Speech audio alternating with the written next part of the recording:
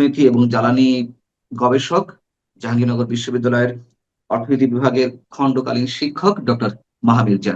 Doctor মাহা মির্জা, আপনাকে স্বাগত জানাচ্ছি আমাদের অনুষ্ঠানে। আমি শুরুতেই সাম্প্রতিককালে যে প্রশ্ন সবার মুখে মুখে সেটাই আপনার কাছে করতে চাই, জানতে চাই আপনার কাছ থেকে যে জ্বালানি সংকটের তীব্রতার কথা বলা হচ্ছে এবং দ্য ইন্ডিপেন্ডেন্ট ব্রিটেনের পত্রিকা, দ্য টেলিগ্রাফ, তারা বলছে জ্বালানির শূন্যতার দিকে যাচ্ছে বাংলাদেশ এবং বিশ্বের প্রথম দেশ হিসেবে বাংলাদেশের নাম উঠে আসবে জ্বালানির শূন্যতার দিক থেকে। আসলে সব মিলিয়ে আমরা কোন অবস্থানে আছি এই মুহূর্তে, আপনি যদি একটু বলেন সংক্ষেপে। না, সংকটটা তো আমরা দেখতেই পাচ্ছি। মানে পেট্রোল পাম্পের সামনে যেই হাহাকার, এবং আমরা বাইকার এবং ড্রাইভারদের যেই কষ্ট, রাতের বেলা যেভাবে তারা লাইন দিয়ে দাঁড়িয়ে আছেন, এগুলো তো সংকট, এবং এটার একটা মানে শর্ট টার্ম একটা ব্যাপার, আবার এটার ভবিষ্যৎ ইম্প্যাক্ট, সবকিছু মিলিয়ে আসলে এই মুহূর্তে ভবিষ্যৎবাণী করা তো সম্ভব না। কারণ সত্যি কথা বলতে কি, একটা মানে একটা বদ্ধ উন্মাদ অ্যাডমিনিস্ট্রেশনের হাত ধরে একটা যুদ্ধ হচ্ছে। সে থামবে কি থামবে না, আদৌ এক সপ্তাহ দু সপ্তাহের ভেতরে এই যুদ্ধটা থামবে কিনা, এগুলো তো আমাদের পক্ষে ভবিষ্যৎবাণী করা সম্ভব না। সো আসলে এটা সংকটটা কতটুকু দীর্ঘস্থায়ী হবে সেটার উত্তর আমার কাছে নাই। তবে যেহেতু আমরা একটা জ্বালানি মানে পরনির্ভরশীল দেশ, আমরা যেহেতু আমাদের জ্বালানিটা একটা বিশাল অংশ আমাদেরকে বাইরে থেকে আমদানি করতে হয়, এবং আমরা আমাদের ঠিক সময় মতো ঠিক স্ট্র্যাটেজি গুলা নেই নাই বলে আমরা আজকে এরকম একটা জ্বালানি সক্ষমতার জায়গা থেকে এতটা পিছিয়ে আছি। সো এটা ডেফিনেটলি খুবই একটা একটা সিরিয়াস ক্রাইসিস আমাদের সামনে হতে পারে, যদি ঠিক মানে আমরা যদি এই মুহূর্তে যদি যুদ্ধটা একদম এক সপ্তাহ দু সপ্তাহের ভেতরে না থামে। কারণ এটা তো আমরা রিপোর্ট গুলোতে দেখছি যে আমাদের খুব দ্রুত আসলে আমাদের ডিজেল ফার্নেস অয়েল থেকে শুরু করে যা যা আমাদের লাগে বিদ্যুৎ কেন্দ্র চালানোর জন্য, পরিবহন চালানোর জন্য, ইরিগেশনের জন্য যা যা লাগে, সবকিছুই আসলে একটা সময় সংকটের মুখে পড়বে। So আমরা কেবলমাত্র আশা করতে পারি যে খুব দ্রুত যুদ্ধটা যদি থামে, তাহলে আমরা পরবর্তী স্টেপে আমরা যেতে পারি, যে আমরা আসলে কি করলে, বাংলাদেশ সরকার কি ধরনের ডিসিশন নিলে, কি ধরনের পলিসি মেকিং এর জায়গা থেকে কি ধরনের পরিবর্তন আনলে, কৌশলগত কি ধরনের পরিবর্তন আনলে আসলে এই ধরনের সংকটের সময় যেন আমাদেরকে টোটালি জ্বালানি ডিপেন্ডেন্ট হয়ে অন্য দেশের উপর নির্ভরশীল হয়ে বসে থাকতে না হয়। সেটা হচ্ছে আমার কনসার্নের জায়গা, যে আমরা যেন এই ধরনের পরিস্থিতিতে ভবিষ্যতে না পড়ি। সেটার জন্য আসলে কি করতে হবে। আপনার যে উদ্বেগের জায়গাটি অথবা আপনার যে গবেষণার জায়গাটি, সেটি আমি আসবো যে কি করার রয়েছে এবং নিশ্চয়ই সেটি দীর্ঘমেয়াদী পরিকল্পনার অংশ, তাই না? হুট করে তো আমাদের এই ক্রাইসিস থেকে বের হওয়ার কোনো সমাধান আছে কিনা আমি জানি না, আপনার কাছে উত্তর আছে কিনা সেটিও আমি জানি না। তার আগে আমি একটু জিজ্ঞেস করতে চাই, যেহেতু আপনি অর্থনীতি নিয়ে গবেষণা করেন, অর্থনীতির উপরে আপনার উচ্চশিক্ষা, আহ অর্থনীতি শিক্ষক, যদি দীর্ঘস্থায়ী হয় এই যুদ্ধ, আরো 1 মাস 2 মাস কন্টিনিউ করে, সেক্ষেত্রে বাংলাদেশের অর্থনীতি এখন এই মুহূর্তে যেই জায়গায় দাঁড়িয়ে রয়েছে, সেই জায়গাটিতে কোন ধরনের চিত্র আমাদের সামনে উপস্থিত হতে পারে বলে আপনার মনে হয়? হ্যাঁ, এটা তো খুবই কাণ্ডজ্ঞানের ব্যাপার। তো যে ধরেন আমার তো পুরো অর্থনীতিটা জ্বালানির উপরই নির্ভরশীল। হ্যাঁ, এটা শুধু আমার দেশের অর্থনীতি না, মানে জ্বালানি তো এ কারণে একটা খুবই ক্রুশিয়াল ফ্যাক্টর, এবং যে কারণেই মানে সবাই একটা বিপদের মধ্যে পড়তে যাচ্ছে প্রত্যেকটা দেশ। তো যে কারণে আসলে এটা অর্থনীতি প্রত্যেকটা সেক্টর, মানে এটা আরএমজি বলেন, আমার এখানে তো নানা ধরনের মানে অর্থনীতিতে শুধু আসলে টেক্সটাইল নির্ভর না, আমার একটা গ্রামীণ অর্থনীতি আছে, আমার এখানে পোল্ট্রি ডেইরি আছে, আমার এখানে কোল্ড স্টোরেজ আছে, কৃষি আছে, আমার এখানে কৃষিতে ইরিগেশনের ব্যাপার আছে, যেটা বললাম, পরিবহন খাত আছে। তো সমস্ত সেক্টরই এফেক্টেড হবে, এতে কারো কোনো সন্দেহ নাই। তো এটা এবং এবং এটা একটা মানে গ্রামীণ অর্থনীতি থেকে শুরু করে সব জায়গায় স্থবিরতা আসবে, কর্মসংস্থানের উপর এফেক্ট পড়বে, এগুলো আমরা মানে এটা আমাদের খুব জানা কথা আর কি। So আমরা আসলে অর্থনীতির জায়গা থেকে বিরাট একটা ঝামেলার মধ্যে পড়বো। লোডশেডিং বাড়তে পারে, বিদ্যুৎ কেন্দ্রগুলো আমরা চালাতে পারবো না, এগুলো আমরা সবাই জানি আসলে। সো এখন আসলে এটা আমি আহ, ভবিষ্যৎবাণী সবাই একই করবে যে অর্থনীতি বড় একটা ঝামেলার মধ্যে পড়তে যাচ্ছে। সো এক্ষেত্রে আসলে যুদ্ধ না থামলে এটাই হবে। এখান থেকে আসলে খুব বেশি আশার কথা আমি আপনাকে এখানে এই মুহূর্তে শোনাতে পারবো না আর কি। ডক্টর মাহমিজা, আমার প্রশ্ন হচ্ছে যে এই যে সংকটটি আমাদের সামনে এসে উপস্থিত হলো, তীব্র জ্বালানি সংকট, এটা কি আসলেই আহ ইরান যুদ্ধের কারণে নাকি এর পিছনে আরো অন্য কারণ রয়েছে? না, একটা তো হচ্ছে ধরেন ইরান যুদ্ধের কারণে তো সারা পৃথিবীব্যাপী সবাই এফেক্টেড হচ্ছে, সেটা আমরাও হয়তো হতাম। কিন্তু আমি বলতে চাচ্ছি এই যে আমরা খুব দ্রুত জ্বালানি ফুরিয়ে যাচ্ছে, এবং এটা যেই পরিমাণ আমাদের অর্থনীতি এফেক্টেড হবে, এরও এত ভালনারেবল পজিশনে হয়তো আমরা নাও যেতে পারতাম যদি আমরা আরো 10 বছর আগের থেকে আমরা যদি আমাদের জ্বালানি সক্ষমতার ব্যাপারটা, জ্বালানি স্বনির্ভরশীলতার ব্যাপারটা চিন্তা করতাম।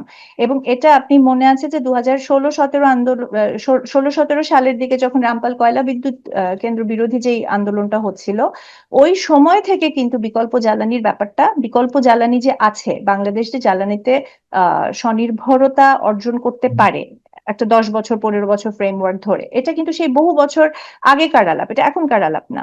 এবং ওই সময় যদি খেয়াল করেন কোন প্রস্তাবগুলো বারবার এসেছে, এবং এটা এটা একটা জনগণের আন্দোলনের ভিতর থেকে এই প্রস্তাবগুলো উঠে এসেছে, দুটো জিনিস, একটা দুই তিনটা জিনিস বারবার এসেছে। একটা হচ্ছে যে আমাদের সারা পৃথিবী যখন রিনিউয়েবলের দিকে যাচ্ছে, সৌরবিদ্যুৎ এবং বায়ুবিদ্যুতের দিকে যাচ্ছে, তখন আমাদেরকে অবশ্যই রিনিউয়েবলকে এক্সপ্লোর করতে হবে এবং রিনিউয়েবলে বিনিয়োগ বাড়াতে হবে। এবং এটা এরকম একটা সময়ে তখন বলা হচ্ছিল যখন কিন্তু অলরেডি কয়লা বলেন, নিউক্লিয়ার বলেন, বা মানে আমাদের ফসিল ফুয়েল ভিত্তিক যে বিদ্যুৎ কেন্দ্র বা ফসিল ফুয়েল ভিত্তিক যে বিদ্যুৎ উৎপাদন, সেটা অলরেডি আস্তে আস্তে কস্টলিয়ার, মানে মোর এক্সপেন্সিভ হয়ে যাচ্ছিল এবং রিনিউয়েবলের খরচ কমে আসছিল। এবং এরকম একটা সময় পৃথিবীর যেই দেশগুলো ডেভেলপিং কান্ট্রি, আমি কিন্তু ফ্রান্স, জার্মানি, আমেরিকার কথা বলছি না, আমাদের আশেপাশের দেশ যারা ডেভেলপিং কান্ট্রি, উন্নয়নশীল দেশ, ভারত, চায়না, ভিয়েতনাম, এই দেশগুলো কিন্তু তখন অলরেডিতে তারা রিনিউয়েবলে ফোকাস করেছে, বিনিয়োগ বাড়িয়েছে, রিনিউয়েবলকে সহজ করার জন্য, এক্সপ্যান্ড করার জন্য নানা রকমের পলিসি ইনসেন্টিভ দিয়ে তারা গভর্নমেন্ট থেকে খুবই জোরে সোরে রিনিউয়েবলকে পুশ করার ফলে আপনি যদি শুধু দেখেন মানে জিনিসটা কতটা ট্র্যাজেডি আমাদের জন্য, যে তারা আজকে কোথায় আছে রিনিউয়েবলের, আজকে আমরা কোথায় আছি। আপনি শুধু যদি খেয়াল করেন ভারতে এখন তারা 3-4, আমরা আমাদের রিনিউয়েবলের এখন উৎপাদন কত, আপনি মানে খুবই হতাশার কথা হচ্ছে যে আমরা মানে জাস্ট 2000-3000 মেগাওয়াট হচ্ছে আমাদের আচ্ছা। রিনিউয়েবলের উৎপাদন। সেখানে আপনি যদি ভারত দেখেন কয়েক লক্ষ মেগাওয়াট ছাড়িয়ে গেছে রিনিউয়েবলে। আপনি ভিয়েতনামের দিকে তাকান, ভিয়েতনাম শুধু রুফটপ থেকে প্রায় 8000 মেগাওয়াটের মতো বিদ্যুৎ উৎপাদন করেছে। এবং সবচেয়ে আশ্চর্যের ব্যাপার যেটা, চায়না তো বাদই দিলাম, লক্ষ লক্ষ মেগাওয়াট তার উৎপাদন করছে। সবচেয়ে আশ্চর্যের ব্যাপার আপনি যদি পাকিস্তানের দিকে তাকান, আমরা পাকিস্তানকে নিয়ে হাসাহাসি করি যে একটা ব্যর্থ রাষ্ট্র, ফেইল স্টেট, কিন্তু দেখেন পাকিস্তান কিন্তু আমাদের অনেক পরে রিনিউয়েবল শুরু করেছে। মানে রিনিউয়েবল তো আমরা শুরু করেছি বহু আগে আমাদের ছাদগুলোতে বা গ্রামীণ জায়গাগুলোতে, কিন্তু আমাদের পাকিস্তানের দিকে তাকালে আপনি শুধু দেখেন যে 2022 থেকে 2025 সালের মধ্যে মাত্র 4 বছরের মধ্যে তারা রিনিউয়েবলে যে রেভলিউশন করেছে, 30,000 মেগাওয়াটের বেশি তারা উৎপাদন করেছে হচ্ছে সৌর থেকে। তো এই যে আমাদের আশেপাশের দেশগুলোতে এত ইন্সপায়ারিং সব এক্সাম্পল, এবং তারা তাদের পলিসিতে যেই ধরনের পরিবর্তনগুলো এনেছে, এবং তারা কিন্তু এগুলোকে অনেক আগের থেকে তারা বুঝতে পেরেছে যে এই যে ফসিল ফুয়েলের প্রতি ডিপেন্ডেন্সি এবং আমদানি করা জ্বালানি, আমদানি করা এলএনজির প্রতি নির্ভরশীল হওয়া, এটা অর্থনীতির জন্য কতটা খারাপ, কতটা ভয়ঙ্কর, এই জিনিসগুলো অনেক আগে তারা ফ্ল্যাগ করেছে এবং অনেক আগে তারা ওই অনুযায়ী তাদের পলিসিগুলো সাজিয়েছে। এবং যে কারণে আজকে পাকিস্তান নিয়ে অনেকগুলো পত্রিকা রিপোর্ট করেছে, আপনি দেখবেন যে এই যে 30,000-এর মতো মেগাওয়াট পাকিস্তান তার মানে বিদ্যুৎ উৎপাদনের 1/5 আসছে হচ্ছে তার রিনিউয়েবল থেকে। এটার কারণে কিন্তু আজকে বাংলাদেশ যে পরিমাণ ভালনারেবল অবস্থার ভিতরে আছে, পাকিস্তান কিন্তু এতটা ভালনারেবল অবস্থার ভিতরে নাই। বাংলাদেশ হচ্ছে সবচেয়ে ভালনারেবল দেশগুলোর একটা, সেখানে হচ্ছে পাকিস্তান কিন্তু বিলিয়ন বিলিয়ন ডলারের এই এলএনজি আমদানি থেকে সে বেঁচে গেছে, বিকজ তার একটা অল্টারনেটিভ সোর্স খুব অল্প সময়ের ভিতরে তার ভিশন থাকার ফলে, তার একটা রেভলিউশনারি চিন্তা থাকার ফলে সে ডেভেলপ করতে পেরেছে। আমরা কেন পারলাম না? আমাদেরকে বলে আমাদের ল্যান্ড নাই। আমি আপনাকে একদম বলছি যে আমাদের দেশের এক্সপার্ট এবং একাডেমিকরা, মানে পলিসি মেকার, গভর্নমেন্টকে তো আমরা দোষ দেই, তারা তো ক্রিমিনাল, তারা কালপ্রিট। আওয়ামী রেজিমে বাংলাদেশের যে জ্বালানি মন্ত্রণালয় ছিল, সেটা ছিল একটা ক্রিমিনালদের আস্তানা। ইট ওয়াজ এ লবিস্ট প্যারাডাইস। কারণ হচ্ছে ওখানে American lobby, Russian lobby, Chinese lobby, মানে বাংলাদেশের পুরো একটা সম্ভাবনাময় জ্বালানি খাতকে যতভাবে লুটপাট করা যায়, যতভাবে 3-4টা দেশের কোম্পানির হাতে ভাগবাটোয়ারা করে দেয়া যায়, এটাই ছিল জ্বালানি মন্ত্রণালয়ের একমাত্র উদ্দেশ্য এবং একমাত্র কাজ। তারা কমিশন বাণিজ্য ছাড়া আর কোনো কিছুতে তাদের মনোযোগ ছিল না, যেখানে আমাদের দেশের একটা সক্ষম হওয়ার মতো একটা সম্ভাবনা, একটা সেরকম একটা বেস ছিল। আপনি জানেন যে আমাদের নিজস্ব একটা গ্যাস খাত আছে, সেখানে শুধুমাত্র আপনি অন্য সবকিছু বাদ দিলাম, আমাদের ভোলায় আমাদের নিজস্ব রাষ্ট্রীয় প্রতিষ্ঠান Bangladesh petroleum exploration company, BAPEX, ভোলাতে যেই সার্ভে করে প্রায় 4 থেকে 5 TCF গ্যাস সে আবিষ্কার করেছে, যেটা বাংলাদেশের আপনার অন্তত পক্ষে 4 থেকে 5 বছরের মতো গ্যাসের চাহিদা সে পূরণ করতে মানে পারে শুধুমাত্র ভোলা গ্যাস ফিল্ড থেকে। তো এই যে আমাদের সম্ভাবনাগুলো ছিল সেগুলোকে ঠিকমতো এক্সপ্লোর না করে কমপ্লিটলি বিদেশি কোম্পানি মুখী হয়ে যাওয়া, বিদেশি কোম্পানির হাতে ভাগবাটোয়ারা করে দেওয়া, এবং রিনিউয়েবল এক্সপ্যানশনের যে সুযোগটা ছিল, যেটা আমাদের আশেপাশের ডেভেলপিং যে দেশগুলো, প্রতিবেশী দেশগুলো পুরো মাত্রায় তারা যে এটাকে এক্সপ্লোর করেছে এবং তারা আজকে সেটার ফল পাচ্ছে। আজকে আপনি বাংলাদেশের দিকে তাকিয়ে দেখবেন যে আমরা 2000 মেগাওয়াট করে বসে আছি এবং আমরা এখনো বলছি রিনিউয়েবল সম্ভব না। কেন সম্ভব না? পাকিস্তান যদি পারে, ভারত যদি পারে, ভিয়েতনাম যদি পারে, কি কারণে বাংলাদেশে সম্ভব না? ওই যে বারবার ঘুরে ফিরে বলে যে আমাদের নাকি ল্যান্ড নাই। তো আপনি শুধু ভারতের এক্সাম্পল যদি দেই, যে ভারতের ল্যান্ড আমাদের চেয়ে কত বেশি, 20 থেকে 22 গুণ বেশি হয়তো বা। ভারত আমাদের চেয়ে রিনিউয়েবল করেছে 200 থেকে 300 গুণ বেশি, 300 গুণের বেশি। মানে আমাদের যে ল্যান্ড নাই এটাও হচ্ছে একটা খুবই বাজে একটা এক্সকিউজ। এখন দেখতে হবে যে কারা এই এক্সকিউজ গুলো কারা দিচ্ছেন এবং কারা আসলে রিনিউয়েবলের এক্সপ্যানশনটাকে জান প্রাণ দিয়ে ঠেকিয়ে রেখেছেন। এবং আমি খুব দুঃখিত যেভাবে বলতে হচ্ছে, যেটা শুধুমাত্র আমাদের দেশের গভর্নমেন্ট পলিসি মেকার মিনিস্ট্রিতে বসে থাকা লোকজন তারা কালপ্রিট ক্রিমিনাল আমরা জানি, কিন্তু বাংলাদেশে বহু বছর ধরে আমাদের একটা এক্সপার্ট সম্প্রদায় তৈরি হয়েছে। তারা এক্সপার্ট, তারা একাডেমিক, প্রকৌশলী, এরা সরাসরি বিভিন্ন ফসিল ফুয়েল লবির সাথে জড়িত, এরা গভর্নমেন্টের বিভিন্ন কনসালটেন্সি কাজ করেন, বিভিন্ন প্রজেক্টের সাথে আছেন তারা কিন্তু। এবং এটা এটা কি বলবো, মানে আমাদের খুব দুঃখ লাগে যে বাংলাদেশের একটা বড় শিক্ষিত এক্সপার্ট কমিউনিটি বাংলাদেশে রিনিউয়েবলটাকে দীর্ঘদিন ধরে তারা ঠেকিয়েছেন শুধুমাত্র তাদের ফসিল ফুয়েল লবির সাথে যোগাযোগ ছিল বলে, এবং তারা সরাসরি ব্যক্তিগতভাবে ফিনান্সিয়ালি বেনিফিট নিয়েছেন এই সমস্ত লবি থেকে। এবং যে কারণে যেটা হয়েছে যে অন্যান্য সকল দেশের একাডেমিকরা যখন ভিশনারি স্বপ্ন দেখতে পেরেছে, তাদের রিনিউয়েবলে বিনিয়োগ করেছে, গভর্নমেন্টের সাথে একসাথে কাজ করেছে এবং ফল নিয়ে এসেছে, এই সময় আমরা দেখা যাচ্ছে যে অতি ক্ষুদ্র একটা অংশ আমরা রিনিউয়েবল থেকে আমরা পাচ্ছি না। আসলে আমাদের সেই 60,000 কোটি টাকা বছরে আমাদেরকে এলএনজি আমদানি করতে হচ্ছে। তো তার মানে আমরা কতটা হতভাগা জাতি যে যেই এক্সপার্টরা গভর্নমেন্ট এবং পলিসি মেকারদেরকে তারা ডিরেকশন দিবেন, তারাও কিন্তু কোনো না কোনো ভাবে এই সমস্ত কমিশন বাণিজ্য, ফসিল ফুয়েল লবি, বিভিন্ন বিভিন্ন ফাইন্যান্সিয়াল বেনিফিটের সাথে যুক্ত থাকার ফলে বাংলাদেশের যে অপার সম্ভাবনা ছিল সেই সম্ভাবনাগুলো বিকশিত হয় নাই। এবং যে কারণে আমরা কমপ্লিটলি এই যে এলএনজি নির্ভরশীলতার মতো একটা বাজে সিচুয়েশনের মধ্যে আছি, যে এখন আসলে আমরা সামনে কোনো আশা দেখতে পাচ্ছি না, কারণ আমাদের কোনো নিজস্ব সক্ষমতা তৈরি হয় নাই। এবং এটা আওয়ামী লীগ গভর্নমেন্টের পর ইন্টারিম গভর্নমেন্টের ব্যাপারে আসলে কোনো ওইভাবে কোনো ইন্টারিম, যদিও খুব ছোট সময়ের জন্য ছিল, কিন্তু তারপরে আমরা দেখেছি যে সে আমেরিকার সাথে এরকম একটা চুক্তি করে রেখেছে যেখানেও সেই এলএনজি আমদানি দিকেই আমাদেরকে যেতে হবে আর কি। আমি হচ্ছে একটা বিষয় আসবো, তার আগে একটু জিজ্ঞেস করতে চাই, যে কথাগুলো আপনি বললেন অভিজ্ঞতা থেকে, আহ এই যে রিনিউয়েবল এনার্জি দিকে আমরা যাইনি, আমদানি নির্ভর হয়ে পড়েছি, এর পিছনে আপনি দায়ী করবেন মূলত কাকে? নাকি সরকার পরম্পরায় যারা এসেছে তারাই এই ভুল পথে গেছে? আর এটা কি ভুল পথ নাকি ইচ্ছাকৃতভাবে এই যে লুটপাটের একটি সর্বরাজ্যের আহ জায়গা থেকে এগুলো হয়েছে? কি বলবেন, ভুল পথ নাকি ইচ্ছাকৃত? হ্যাঁ, এরা এরা তো ক্রিমিনাল। একটা দেশকে যেখানে তার গ্যাস ক্ষেত্রে সম্ভাবনা আছে, তার রিনিউয়েবল এক্সপ্যানশনের সম্ভাবনা আছে, সম্ভাবনাময় জ্বালানি সেক্টর, সেখানে আমার নিজস্ব রাষ্ট্রীয় প্রতিষ্ঠান আছে যার ঈর্ষণীয় রেকর্ড আছে কূপ খননের, ঈর্ষণীয় রেকর্ড আছে এক্সপ্লোরেশন প্লাস এক্সট্রাকশনের, যেখানে আমার রাষ্ট্রীয় প্রতিষ্ঠান 80 কোটি টাকায় একটা কূপ খনন করে, সেখানে আপনি একটা বিদেশি কোম্পানি হচ্ছে 180 কোটি টাকায় হচ্ছে কূপ খনন করে, কিন্তু আপনি দেশীয় প্রতিষ্ঠানকে অবহেলা করে বসিয়ে রেখে তাকে কাজ না দিয়ে তার খনন করা কূপ আপনি দিয়ে দিচ্ছেন বিদেশি কোম্পানিকে। এবং এটা তো আজকে থেকে না, সেটা আমরা পুরো 2010-11 সালের পর থেকে দেখছি যে কিভাবে বাংলাদেশের সম্ভাবনাময় গ্যাস ক্ষেত্রগুলোকে আপনার শুধুমাত্র কমিশন বাণিজ্যের কারণে বিভিন্ন গ্যাসপ্রমকে যেমন অনেকগুলোকে দেওয়া হচ্ছে, মানে চাইনিজ কোম্পানি, আমেরিকান কোম্পানি, যেটা বললাম যে বিভিন্ন বিদেশি কোম্পানির লবিস্টরা এই পুরো জ্বালানি সেক্টরকে নিয়ন্ত্রণ করেছে। এবং আমাদের জ্বালানি মন্ত্রণালয়ের একমাত্র কাজ ছিল যে কোথা থেকে কিভাবে কমিশন বাণিজ্য আদায় করা যায় সেটা চিন্তা করা। তারা জ্বালানি সেক্টরটা বাংলাদেশে যে একটা ডেভেলপ করার যে কিছু স্কোপ আছে দেশের স্বার্থে, দেশীয় প্রতিষ্ঠানকে গড়ে তোলা, এগুলোর দিকে তো তাদের মন ছিল না।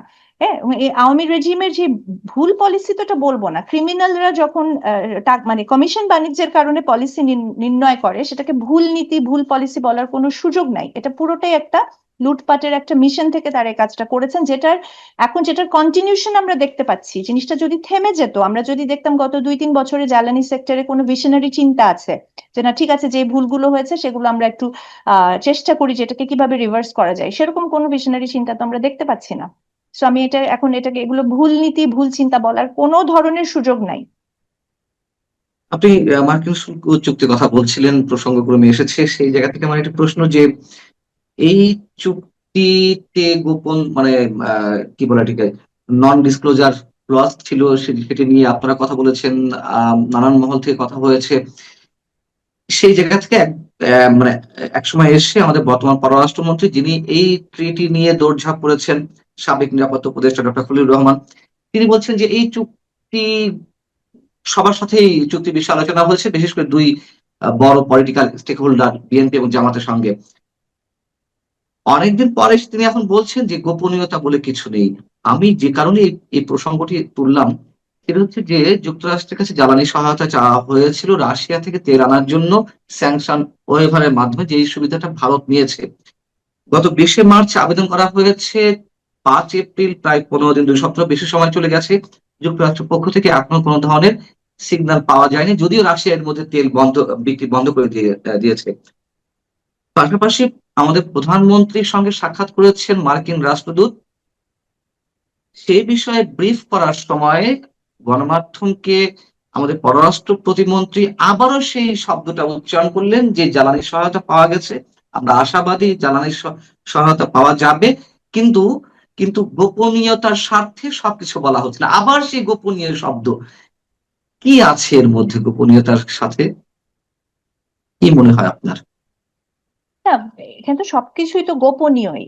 হ্যাঁ, মানে জিনিসটা তো সাইন করার আগ পর্যন্ত, আপনি যদি মার্কিন চুক্তির সূত্র ধরেই বলি, সাইন করার আগ পর্যন্ত এটা নিয়ে আমরা কিছু জায়গায় লিক হয়েছে, কিছু জায়গায় ফেসবুকে আলোচনা হয়েছে, কিন্তু জনগণের স্বার্থের সাথে, বাংলাদেশের অর্থনীতির সাথে এইরকম ওতপ্রোতভাবে জড়িত একটা চুক্তি, সেটা তো আমরা জানতে, মানে সেটার অ্যাকচুয়াল তো সেটার ক্লোজারটা মানে কখন আমরা এটা ওপেন করা হলো, একমাত্র নির্বাচনের 2 দিন আগে আমরা জানতে পারলাম। তার আগেও জিনিসগুলো আসলে হুম, হুম, সামনে হুম। এসেছে, কিন্তু সরকারের পক্ষ থেকে যে একটা জবাবদিহিতার জায়গা, পাবলিক কনসালটেশনের জায়গা, স্টেক হোল্ডারদের সাথে আলোচনার জায়গা, সেই জায়গাটাতে তারা কি করেছেন, কাদের সাথে আলাপ করেছেন, এগুলো তো আসলে আমরা জানি না। তারা এক এক সময় এক এক কথা বলতেই পারেন, এগুলো এখন মিনিংলেস হয়ে গেছে, কারণ আলটিমেটলি চুক্তিটা একটা ভয়ঙ্কর চুক্তি। তারা খুব দ্রুত 4 থেকে 5 মাসের ভিতরে তারা আসলে বিভিন্ন জায়গায় চেষ্টা করে, এবং তারা আসলে তাদের মিনিস্ট্রির ভিতরেই আপনারা জানেন যে কিছুদিন আগে উপদেষ্টা, মানে আগের সরকারের উপদেষ্টা ফরিদ আক্তার, উনি নিজেই বলেছেন যে কমার্স মিনিস্ট্রি থেকে ওনাদের সাথে যখন যোগাযোগ করা হয়, উনি খুব শক্ত পজিশন নিয়েছিলেন প্রাণী সম্পদ মন্ত্রণালয় থেকে, যে না, এটা দেশের নাগরিক হিসেবে উনি এটাকে সাপোর্ট করতে পারেন না।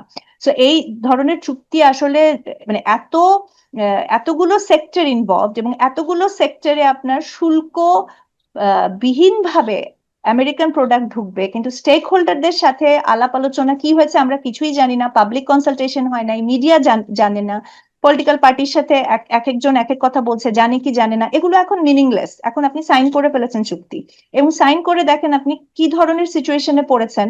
এটা এখনো রাটিফাই হয় নাই পার্লামেন্টে, কিন্তু এখনই এক ধরনের আপনি, মানে এটার সাথে কমপ্লাই করতে আপনি বাধ্য হচ্ছেন বলে মনে হচ্ছে। মানে এখনই আপনাকে নতজানু একটা ভূমিকা নিতে হচ্ছে, আমি কোন দেশ থেকে তেল আমদানি করব, জ্বালানি আমদানি করব, রাশিয়া থেকে করব না কোত্থেকে করব, সেটা আমাকে হুজুর হুজুর করতে হচ্ছে আমেরিকার কাছে, মানে আমেরিকা থেকে আমার হুম, পারমিশন নিতে হচ্ছে। তো আপনি বলেন, এটা যদি একটা কলোনিয়াল ব্যবস্থা না হয়, মানে এটা তো একটা কলোনির মতো, আমি নিজেকে ফিল করি যে আমি এখন একটা কলোনিয়াল স্টেটের মধ্যে আছি, যেখানে আমাকে আমার ইকোনমিক যে একটা সভারেনিটি, যে আমি সিদ্ধান্ত নিব কোথা থেকে আমি সস্তায় তেল পাবো, সস্তায় আমি জ্বালানি অ্যাক্সেস করতে পারবো, সেই সিদ্ধান্ত আমি নিতে পারছি না, আমাকে পারমিশন নিতে হচ্ছে। কতটা লজ্জাজনক! এবং এর একটা অভ্যুত্থানের পরে যখন আমরা সার্বভৌমত্ব নিয়ে কথা বলছি, সংবিধান নিয়ে কথা বলছি, অনেক সংস্কারের বড় বড় আলাপ হচ্ছে, এরকম একটা সময় আমি আমার অর্থনৈতিক সভারেনিটির টোটাল 100% আমি দিয়ে রেখেছি একটা দেশের কাছে। তো এখানে আসলে গোপন অগোপন এগুলো এখন টোটালি মিনিংলেস হয়ে গেছে, কারণ আপনি জনগণের কোনো ধরনের মতামতের মানে কোনো মতামতকে উপেক্ষা করে হুম। এক ধরনের মানে এরকম একটা বিশাল বিশাল একটা ভয়ঙ্কর চুক্তি সাইন করে দিয়ে এসেছেন, এবং তারপর প্রতি পদে পদে আপনাকে বারবার যেতে হচ্ছে পারমিশন নিতে, এবং তারা এসে আমাদের এখানে তদন্ত করছে, তারা আমাদের বলে দিচ্ছে কোথা থেকে আমরা কি আনতে পারবো, কোথা থেকে আনতে পারবো না, কার সাথে সম্পর্ক রাখতে পারবো, কার সাথে সম্পর্ক রাখতে পারবো না। এগুলো তো আমরা এই ট্রিটি সাইন করার আগে তো এত ডিটেইল আমরা বুঝতে পারিনি যে কতটা ভয়ঙ্কর, এবং জনগণের জন্য, মানে পুরো অর্থনীতির উপর কি ধরনের একটা প্রভাব পড়তে যাচ্ছে, একমাত্র সাইন করার পরে আমরা জানতে পেরেছি। তো তারা এটা, মানে তারা তো এখানে দেশ বিক্রি বললে তো আপনি বামপন্থী বলবেন, কিন্তু আসলে তো মানে দেশ বিক্রির এত ভালো এক্সাম্পল, মানে এত খারাপ এক্সাম্পল মনে আর কিছু হতে পারে না। যদি তাই হয়ে থাকে, আপনার গবেষণা এবং আপনার আশঙ্কা সেইখান থেকে কি আহ এটুকু ভাবনার কোনো সুযোগ আছে যে আমরা খুব সহসাই এর থেকে বেরোতে পারছি, এই যে আমরা একটা ক্লোনিয়াল যুগে ঢুকে গেছি, ক্লোনি রাষ্ট্রে পরিণত হয়েছি, খুব সহসাই কি বের হওয়ার কোনো সুযোগ আছে? না দেখেন, এখন খুবই হতাশাব্যঞ্জক একটা সিচুয়েশন। এক হচ্ছে যে যুদ্ধটা তো থামতেই হবে, সেটা পৃথিবীর স্বার্থে, এটা বাংলাদেশের স্বার্থে না। এবং সেই যুদ্ধ থামার হয়তো কিছু নজির আমরা দেখতে পাচ্ছি, যে আমরা হয়তো ট্রাম্প জিনিসটাকে হয়তো আর মানে সে সাস্টেইন করতে পারবে কিনা সেটা একটা ব্যাপার, কিন্তু এটা একটা বদ্ধ উন্মাদ অ্যাডমিনিস্ট্রেশন, এটা কিন্তু প্রমাণিত। এবং এটাও খুব ইন্টারেস্টিং ব্যাপার যে এরকম একটা বদ্ধ উন্মাদ ক্রিমিনাল অ্যাডমিনিস্ট্রেশনের সাথে কি করে আমার দেশের ভিতরের মানুষ, মিনিস্ট্রির ভিতরের বিউরোক্রেসির মানুষ, আমার মানে আমার দেশের মানুষ খুব আগ্রহ নিয়ে নিজের থেকে গিয়ে তারা এই চুক্তিটা সাইন করেছেন। হ্যাঁ, খুব তড়িঘড়ি বলা যায় না, কারণ আমরা এখন জানি যে এটা 5-6 মাস ধরে এই চুক্তি যেন সাইন করা হয় সেই ধরনের এক ধরনের জবরদস্তি মিনিস্ট্রিগুলোর ভেতরে ছিল। এখন ভেতর থেকে আমরা কিছু তো ইনফরমেশন পাচ্ছি যে আসলে এই চুক্তির সাথে কারা ছিলেন, কারা অতি আগ্রহী ছিলেন, এবং ভেতরে যারা এটাকে যারা না না করার চেষ্টা করেছেন তারাও এখন কথা বলতে শুরু করেছেন। একমাত্র আসলে একটা যদি পাবলিকের পক্ষ থেকে এখানে যদি আমরা এটাকে সবাই মিলে যদি প্রতিরোধ করতে না পারি, এবং চুক্তি অনুযায়ী যদি সত্যি সত্যি বেনিফিট আসা শুরু করে, এবং এটা যদি আমরা পার্লামেন্ট থেকে যদি আমরা এটাকে একেবারে মানে চুক্তিটাকে যদি ছুঁড়ে ফেলতে না পারি, তাহলে তো বাংলাদেশের মানে আপনি যুদ্ধের কথা বলছেন, আমি বলছি এই মার্কিন ট্রিটি বাস্তবায়িত হলে আসলে বাংলাদেশের প্রত্যেকটা সেক্টর, বিশেষ করে আমাদের যে সবচেয়ে সম্ভাবনাময় এবং শক্তিশালী খাতগুলো ছিল,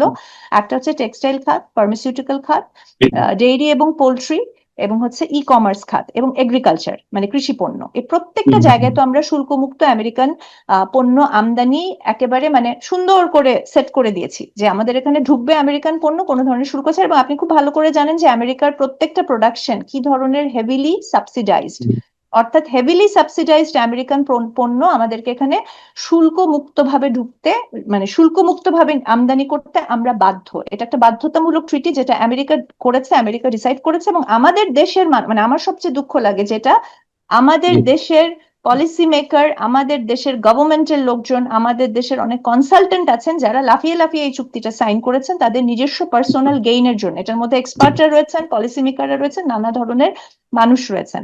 তো এই অনেক ধরনের একটা চুক্তির পরে আসলে বলার কিছু থাকে না। অনেক অনেক ধন্যবাদ ডক্টর মোহাম্মদ।